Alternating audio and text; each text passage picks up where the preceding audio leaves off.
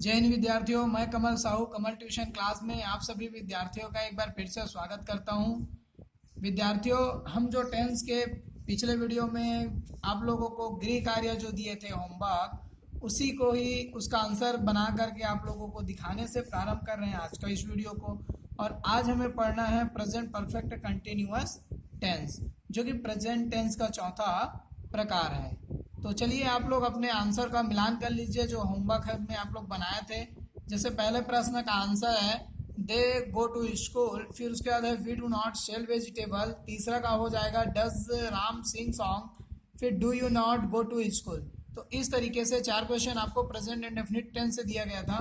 फिर आगे देखते हैं we are eating mango, she is not cooking food, am I writing letter, is Meera not doing dance, they have caught fish, फिर he has not won the match, we have you drunk tea और has he not sold milk। तो इस तरीके से आप लोग अपने answer से मिलान कर लीजिए।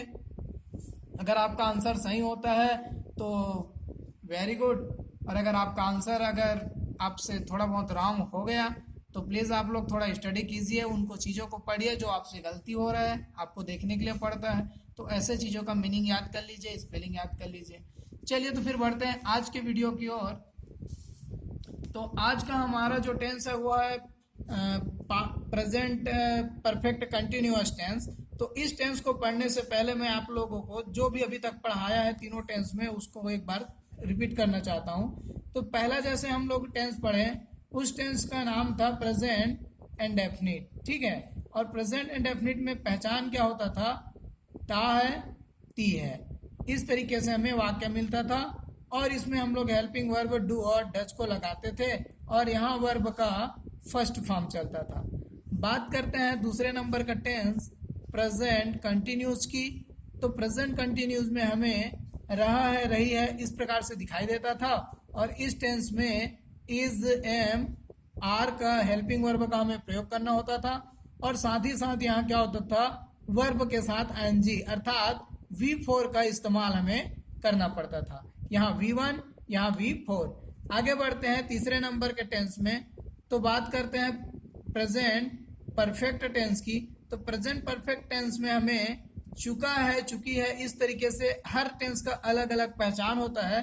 तो इसमें हमें चुका है दिखाई दिया, और इस टेंस को हमें हेल्पिंग वर्ब के रूप में हैव और हैज को प्रयोग में लेके आना चाहिए था, और यहाँ वर्ब का थर्ड फॉर्म प्रयोग में लिया जाता है। तो इसी तरीके से आज जो मैं आप लोगों को टेंस पढ़ाने जा रहा हूँ वो रहेगा चौथे नंबर का tense present perfect continuous tense. और इस टेंस की पहचान थोड़ा सा शॉर्ट में आपको बता दूं, इसमें क्या रहेगा, रहा है और प्लस में समय हमें दिखाई देगा। और इस टेंस में हमें हेल्पिंग वर्ब के रूप में प्रयोग में लेके आना है इसी हैव हैज को, ठीक है। हैव उसके साथ में हमें बीन लिखना है साथ ही साथ, और अगर हैज को लेके आते हैं तो उसके साथ भी हमें बीन लिखना पड़ेगा साथ ही साथ, ठीक है। और इस टेंस में वर्ब का फिर से फोर्थ फॉर्म अर्थात इस आईएनजी वाले फॉर्म का प्रयोग करना है, और हमें पता है आईएनजी फर्स्ट फॉर्म के साथ में ही लगाया जाता है। तो इस टेंस में हैव और हैज बीन का प्रयोग होगा जो आज अभी मैं आप लोगों को पढ़ाने जा रहा हूँ। और इस टेंस में हम लोग कुछ और चीज सीखेंगे जैसे सिंस और हमारा हो गया फॉर। तो इनका भी प्रयोग कब और कहाँ किया जाता है इसे भी आप लोगों को बताया जाएगा। चलिए तो फिर आज का टेंस हमारा शुरुआत करते हैं। और इसी तरीके से आप लोगों का जो होमवर्क था तो कुछ हमारा डू डज से संबंधित था, उन चार प्रश्नों को अलग तरीके से बनाए थे, आप लोग मिलान करके भी देखे हैं, इज एम आर वाला में भी, हैव हैज में भी। अभी तक के वीडियो को आज का जो हम पढ़ेंगे वो अगर समझ में जैसे नहीं आता है, इसके पीछे सीधा सीधा एक कारण है, आप लोग इसको स्वीकार कीजिए। आप प्रारंभ से वीडियो को देखिए और जिन चीजों को आपको याद करने के लिए बोला गया है उन चीजों को आप लोग याद कीजिए। चलिए तो आज का हमारा टेंस है प्रेजेंट परफेक्ट कंटिन्यूअस, और इन स्पेलिंग वगैरह को भी आप लोग याद करते रहिए। टेंस तो इनको हम बोलते हैं पूर्ण वर्तमान काल।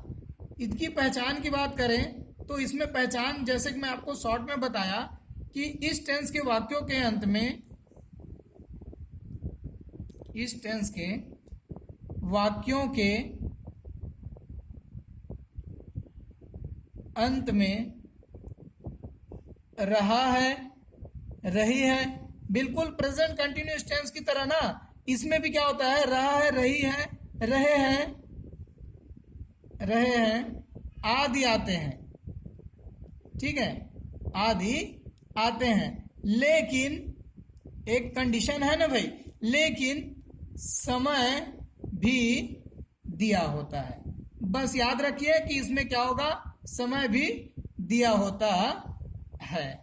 तो समय दिया होगा, तो चलिए बढ़ चलते हैं अब इसके नियम की ओर, जानते हैं कि किस प्रकार से इसको अंग्रेजी में अनुवाद करना है। तो इस टेंस के वाक्यों को अंग्रेजी में अनुवाद करने के लिए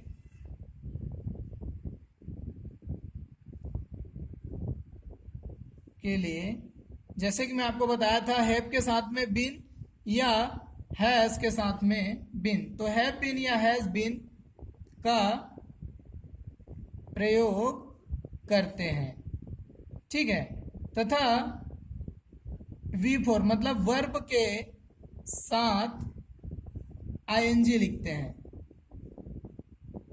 आईएनजी लिखते हैं, तथा इसमें एक नई काम हम के करना है, सिंस या फिर FOR फॉर, SINCE सिंस और FOR फॉर, सिंस या फॉर का प्रयोग करना है, ठीक है। तो सिंस या फॉर का प्रयोग करते हैं। मैं आपको बताऊंगा कहाँ आपको सिंस का प्रयोग करना है, कहाँ आपको फॉर का। बाकी इसमें जैसे कि आप लोगों को देख पा रहे हैं, हैव बीन, तो हमें तो परफेक्ट टेंस में पहले से पता है कि हैव जो है वो IV यू दे के साथ में आता है। तो इस प्रेजेंट परफेक्ट कंटिन्यूअस टेंस में हैव बीन को हम IV यू दे के साथ में ही प्रयोग में लाएंगे, वैसे ही हैज बीन को ही सी इट नेम के साथ। तो ये तो क्लियर ही हो गया। फिर उसके बाद हम लोग जब कंटिन्यूस में वर्ब के साथ में आईएनजी लिखते थे और उसको हमसे जब वो बन जाता है, तो इस टेंस में भी मैं समझता हूँ आप लोगों को आईएनजी लगाने में कोई किसी प्रकार का कठिनाई नहीं होगा, ठीक है। तो आगे बढ़ते हैं, जैसे कि इसमें नया चीज है सिंस और फॉर, तो इनको बताना मेरा जिम्मेदारी है। मैं बता देता हूँ, सिंस कब लगाना है, जब आपको लगे कि क्वेश्चन में समय जो है वो निश्चित है, ठीक है। तो जस्ट इसके उल्टा फॉर क्या होगा, आपको जब लगे समय जो है वो अनिश्चित है, तो ऐसे कंडीशन को आप लोग लगाइए। फिर भी आपको अगर थोड़ा बहुत कठिनाई होता है तो चलो मैं कुछ लिख के भी दे देता हूं। तो जैसे कि आप लोग देख पा रहे हैं, सिंस का प्रयोग हुआ है मॉर्निंग के साथ, या फिर जैसे बजे आपको बोला जाता है, जैसे 2 बजे, तो इसको बोल सकते हैं 2 o'clock। क्लॉक का स्पेलिंग है CLOCK, तो ओ साथ में रखना पड़ता है, तो ओ क्लॉक होता है हमेशा वो। इसके बाद फॉर का प्रयोग के लिए आप लोग को बताया जा रहा है, जैसे 5 घंटे को हम बोल पाएंगे घंटे में, तो घंटे को तो हावर बोलते हैं और 5 को बोलते हैं 5, तो 5 हावर। तो इस तरीके से जो 5 घंटे या फिर 2 वर्ष 2 ईयर्स, 5 माह 5 मंथ, या फिर 3 डेज 3 दिन, तो इस तरीके में हमें फार का प्रयोग करना है। और मॉर्निंग और बजे वाले जो प्रश्न होंगे उन पे सिंस का प्रयोग करना है। तो इस तरीके से आप लोग सिंस और फार का प्रयोग कीजिएगा और आपका आंसर इसी माध्यम से सही होगा। अब बढ़ते हैं इसके क्रम की ओर। तो क्रम देखते हैं, सबसे पहले क्या है, सब्जेक्ट प्लस हैव या has plus been plus verb के साथ I N G plus object plus since या फॉर प्लस लास्ट में हमारा रहता है टाइम। अब जैसा कि आप लोग जान पा रहे हैं कि इस प्रश्न में रहा हूं आएगा और साथ ही साथ समय। तो जैसे इस प्रश्न में सुबह एक समय दिया गया है, तो मैं सुबह से आम खा रहा हूं, इसका हमें हिंदी से अंग्रेजी अनुवाद इसी क्रम के हिसाब से करना है। तो सबसे पहले सब्जेक्ट रहेगा, वो हो गया आई के साथ में हैव आता है, तो सबसे पहले लिख दिया हैव। फिर साथ में हमको बीन रखना है, बीन तो हैज आता तब भी रखना है, हैव आता है तब भी रखना है। फिर वर्ब क्या हो जाएगा, खाना, तो खाने का होता है ईट, और फर्स्ट फॉर्म के साथ में ही हमें आईएनजी लगाना है। ऑब्जेक्ट क्या हुआ, आम, तो वो हो गया मैंगो। उसके बाद हमें सिंस और फॉर लगाना है। तो जैसे कि पिछले हम थोड़ा से पहले मैं आप लोगों को बताया थोड़ी मिनट कि सुबह के लिए हम लोग मॉर्निंग करते हैं, और मॉर्निंग जो है वो सुबह सुबह पे सिंस लगता है, इसलिए हम लोग सिंस और फॉर में से सिंस की चॉइस किए। उसके बाद टाइम है मॉर्निंग, तो मॉर्निंग को, सुबह को मॉर्निंग लिख दिए, MORNING। तो इस तरीके से इसका हिंदी से अंग्रेजी अनुवाद होगा। दूसरा प्रश्न है, वह 2 घंटे से पुस्तक पढ़ रहा है, तो रहा है भी है और समय भी है 2 घंटे। वह के लिए होता है ही के साथ में लिखेंगे हैज, उसके बाद बीन, पढ़ रहा है तो लिखेंगे रीड, साथ में ING। क्या है ऑब्जेक्ट, तो बुक है ऑब्जेक्ट, और सिंस फॉर में से क्या लगेगा, तो यहां लगेगा फॉर, और 2 घंटे को बोलेंगे 2 आवर्स, HOURS। तो इस तरीके से ये हमारा सिंपल बनाने का एक फार्मूला है। अब बढ़ते हैं इसके निगेटिव की ओर, देखते हैं कि निगेटिव किस तरीके से बनाया जाता है, जिसे हम नकारात्मक भी कहते हैं। तो नियम कहता है इस टेंस के वाक्यों को नकारात्मक वाक्यों में बदलने के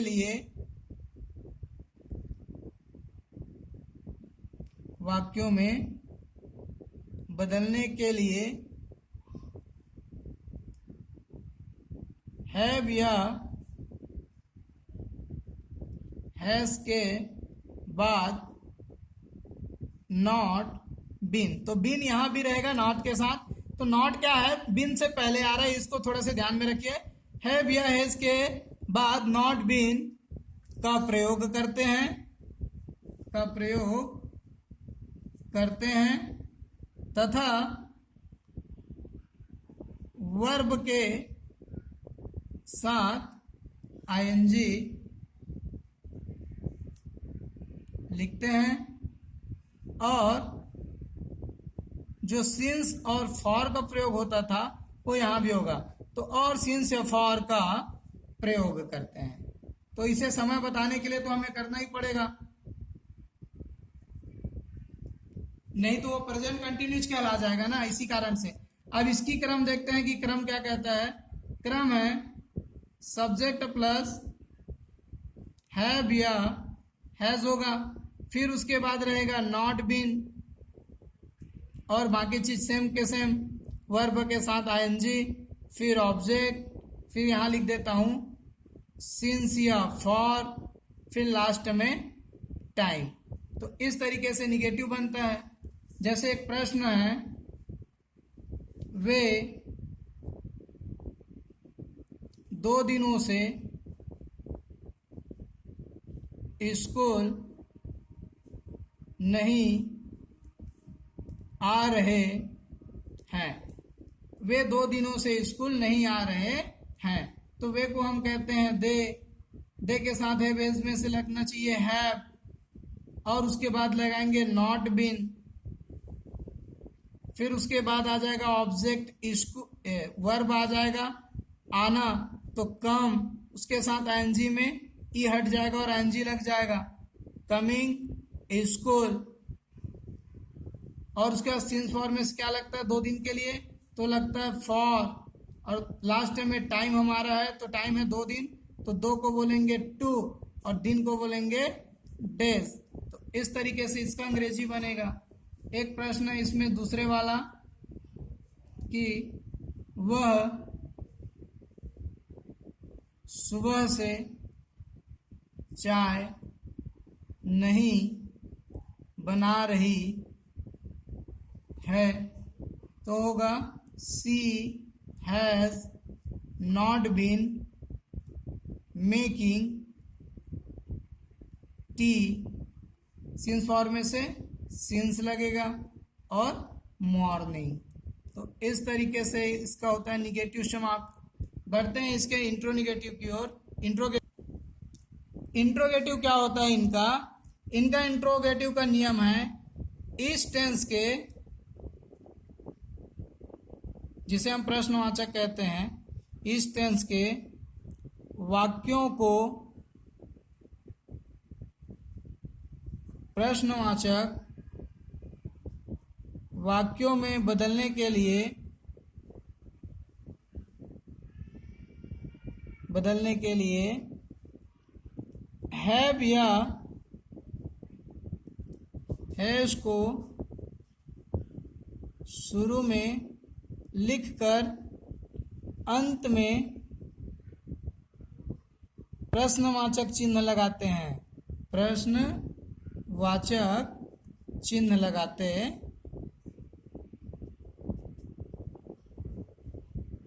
तथा वर्ब के साथ आईएनजी लिखते हैं और सिंस या फॉर का प्रयोग यहाँ भी करते हैं। इस तरीके से हो गया नियम। क्रम कुछ विद्यार्थी पहले से समझ चुके होंगे। क्रम क्या हो जाएगा, जिनको मालूम है हैव और हैज हेल्पिंग वर्ब है तो यही प्रारंभ में लगता है हमेशा की तरह।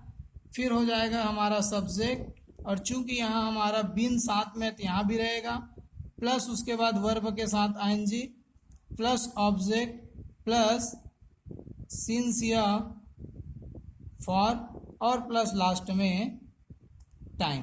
तो इस तरीके से ये हमारा हो जाएगा क्रम। और एक प्रश्न है, क्या मैं 4 बजे से पत्र लिख रहा हूं? तो इसमें क्या मैं के लिए हैव आता है तो हैव यहां भी हो जाएगा, हैव आई अ बीन। ठीक है, तो हैव आई बीन। वर्ब है लिखना, तो लिखना होता है राइट, तो WRITI, ING ई हटेगा और ING लग जाएगा। ऑब्जेक्ट है हमारा पत्र, तो LETTER लेटर। सिंस फॉर में से 4 बजे के लिए बताया गया है कि सिंस लगेगा, और लास्ट में टाइम है 4 बजे, तो 4 को कहते हैं 4 और बजे को ओ क्लॉक, OCLOC के। तो इस तरीके से आप लोग इसका प्रश्नवाचक भी बना सकते हैं। दूसरा लिख लेते हैं, क्या कमल 5 वर्षों से अंग्रेजी पढ़ा रहा है? तो इस तरीके से कमल के साथ में लगता है हैज, तो हैज पहले आ जाएगा, फिर सब्जेक्ट है कमल, बीन साथ में रखेंगे, वर्ब है पढ़ाना तो टीच हो जाएगा, उसके साथ ING। ऑब्जेक्ट इंग्लिश है तो इंग्लिश लिख दिए। सिंस फॉर में से क्या लगता है वर्षों के लिए, तो फॉर लगता है। 5 को कहते हैं 5, और वर्षों को बोलते हैं ईयर्स, YEARS ईयर्स, और लास्ट में प्रश्नवाचक दोनों ही में एग्जाम्पल में रहेंगे। तो इस तरीके से आप लोग उसका इंट्रोगेटिव बना सकते हैं। आइए अब इंट्रोगेटिव देख लेते हैं। तो इंट्रोगेटिव में क्या होगा, इसका नियम, इस टेंस के वाक्यों को अंग्रेजी में अनुवाद करने के लिए हैव या हैज को शुरू में लिखकर अंत में प्रश्नवाचक चिन्ह लगाते हैं, और जैसा कि सब्जेक्ट के बाद में नॉट बीन का प्रयोग करते हैं, और वर्ब के साथ ING इस टेंस में भी हमको लगाना है। ऐसे भी वाक्यों में सिंस फॉर का प्रयोग यहाँ भी करना है। तो उसको मैं लिख के रख दिया हूँ, आप लोग इसको देख के स्क्रीनशॉट लेकर के देख सकते हैं। फिर इनका जो क्रम है वो क्या हो जाएगा, हैव हैज शुरू में हो जाएगा, सब्जेक्ट आएगा, उसके बाद नॉट बीन का प्रयोग करना है, वर्ब के साथ ING है, ऑब्जेक्ट है, सिंस फॉर है और टाइम है। तो सबसे ज्यादा इंपॉर्टेंट होता है ये उनका क्रम। तो चलिए इसी को देखते हैं। इसी क्रम पर आधारित कुछ प्रश्न है। क्या वह 2 दिनों से दूध नहीं बेच रहा है? तो इस तरीके से वाक्यों के लिए हमें इन जो क्रम है उनका पालन करना है। तो सबसे पहले क्या होता है, वह के लिए लगेगा ही, तो ही के साथ में होता है हैज, इसलिए यहाँ पर प्रारंभ में रहेगा हैज। फिर उसके बाद सब्जेक्ट होता है, तो सब्जेक्ट है यहाँ पर ही, साथ में लगाना है नॉट बीन, तो यहाँ हो जाएगा नॉट बीन। और उसके बाद वर्ब क्या है, तो बेचना को सेल कहते हैं, ING साथ में लगेगा। ऑब्जेक्ट है दूध, तो उसे हम मिल्क कहते हैं। फिर सिंस और फॉर लगाना है, तो दो दिन के लिए फॉर लगता है, तो फॉर लग गया। और फिर 2 दिन को अंग्रेजी में बोला जाता है 2 days। तो इस तरीके से आप लोग पालन कीजिए पूरा प्रश्नवाचक के निशान तक, आपका आंसर हमेशा सही होगा। चलिए एक और प्रश्न देखते हैं। क्या तुम 5 बजे से टीवी नहीं देख रहे हो? ठीक है, तो क्या तुम के लिए लगता है, इसलिए यहाँ प्रारंभ में रहेगा हैव, तो हैव के साथ हो गया यू सब्जेक्ट, फिर नॉट बीन तो यहाँ भी रखना है,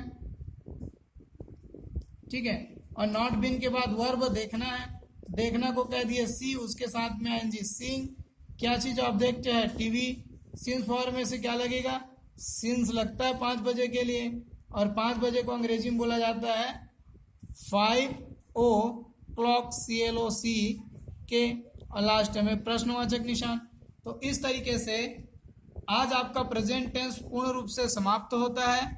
आपको प्रेजेंट इंडेफिनिट, कंटिन्यूस, परफेक्ट और परफेक्ट कंटिन्यूस का सिंपल, निगेटिव, इंट्रोनिगेटिव किस तरीके से बनाया जाता है ये अब तक समझाया गया है।